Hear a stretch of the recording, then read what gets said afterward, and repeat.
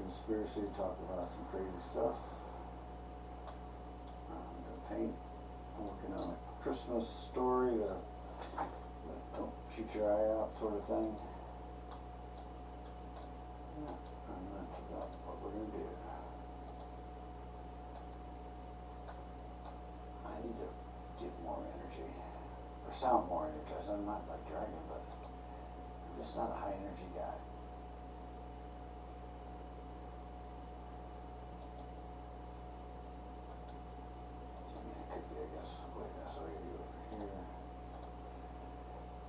Be anything you want to be. Be honest. Since you got up this morning, have you done anything new? Tried any new foods? Yes, I have. Little like. Let's enter the holiday season at once.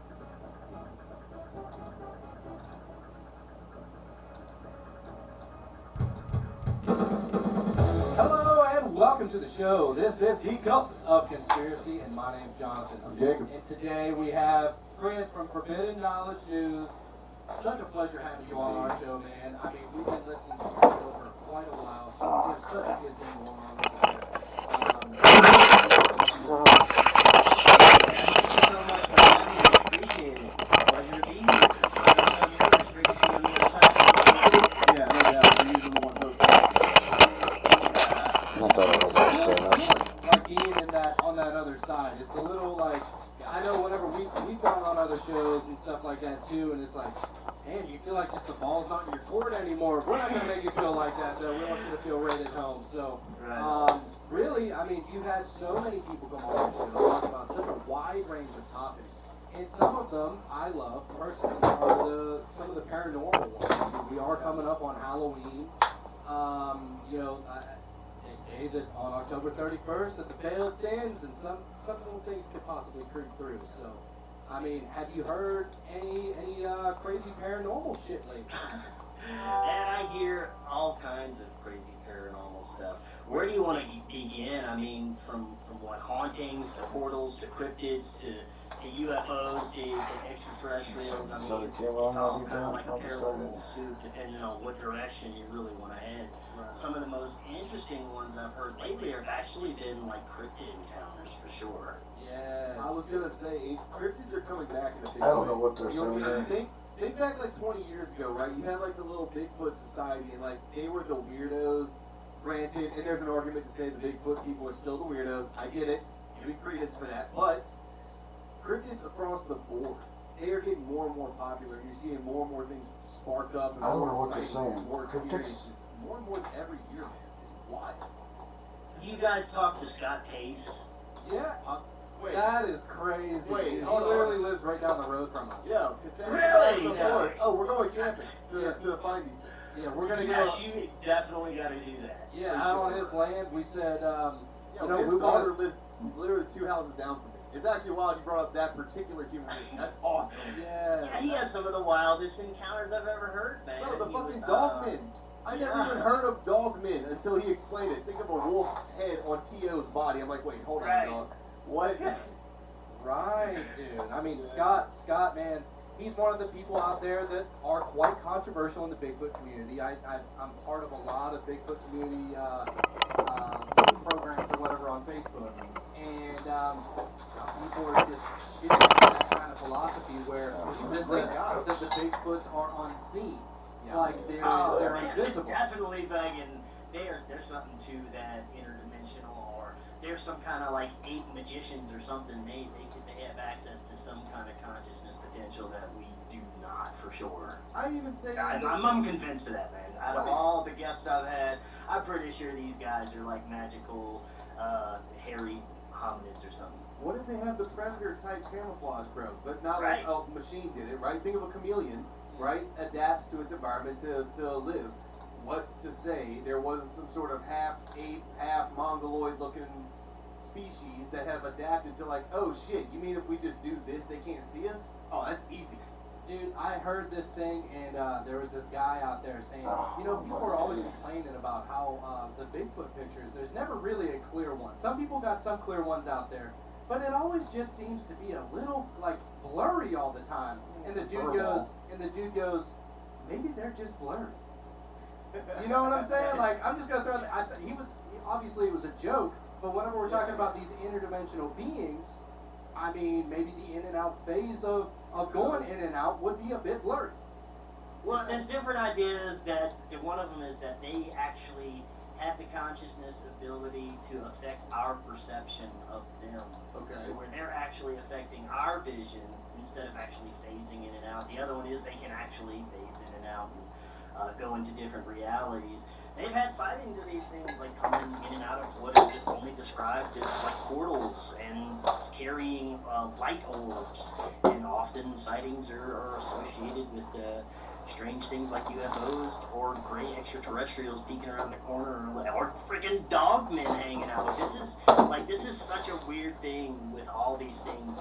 They're somehow connected in a weird way. Have you guys heard of the Meadow? The Meadow. No.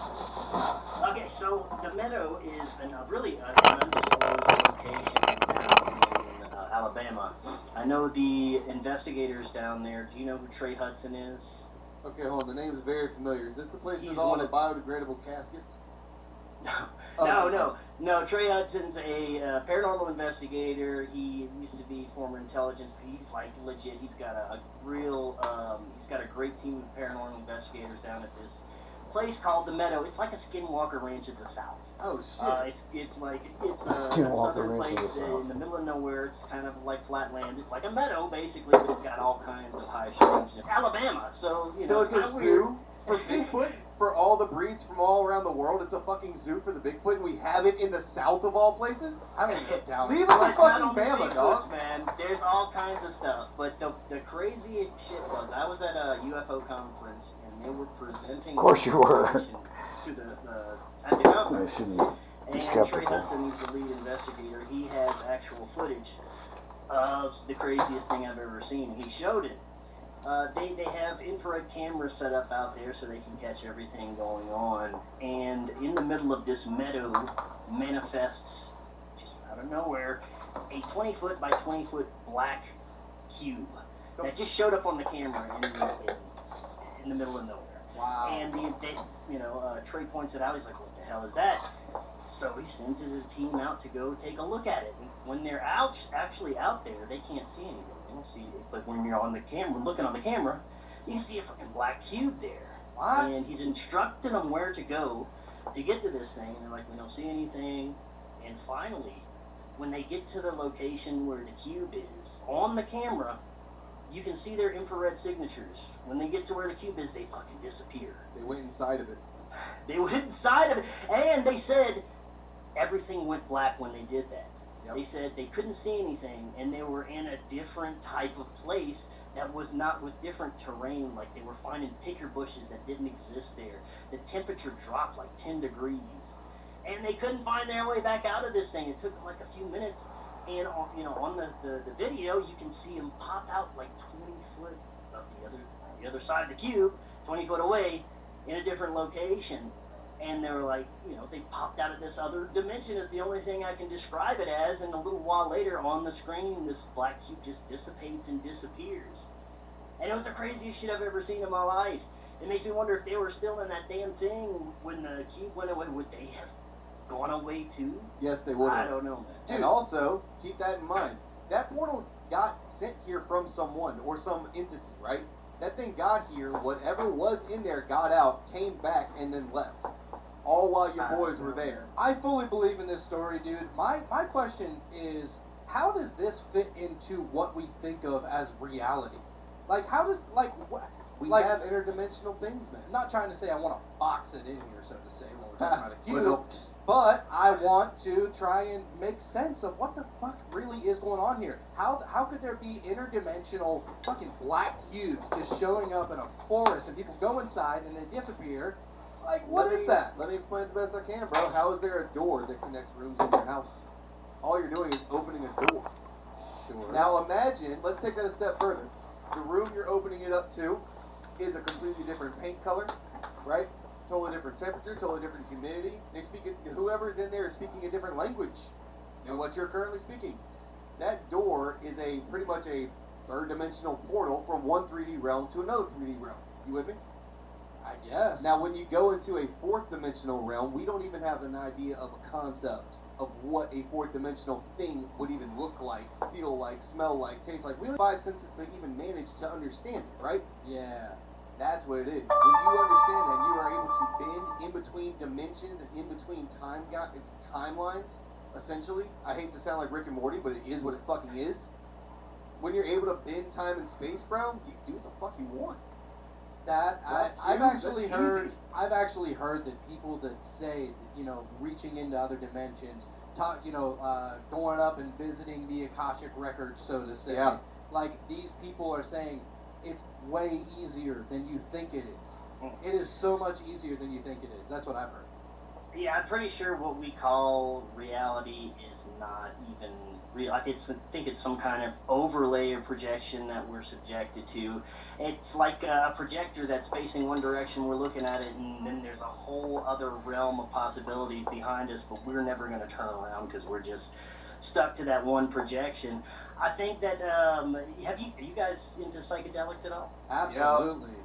Okay, well, I personally believe that psychedelics are a doorway. They actually allow our perception to perceive different frequencies, to different realms, and tune into different energies. And I've had some pretty crazy experiences with psychedelics that kind of the last experience I've ever had. It changed my perception, and I think it was kind of like a possession experience in a way.